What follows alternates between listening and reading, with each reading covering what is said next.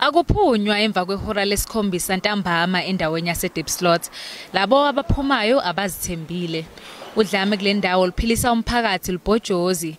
Ingakho usufuna uRamaphosa angenelele mathupha.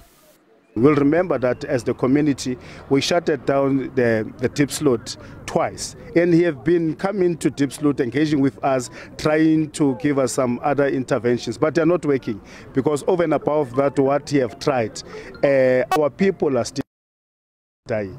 Ithimba eliqoko umphakathi ihlangane nezikhulu zikahulumeni endlini zombuso ezolo ukuzwakalisa izikhalo zomphakathi.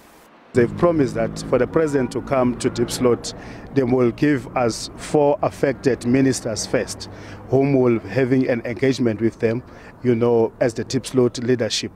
And thereafter, that will be a pave, you know, for the president to come. So on Monday, they will be giving us some time frames as when will the president come to our area.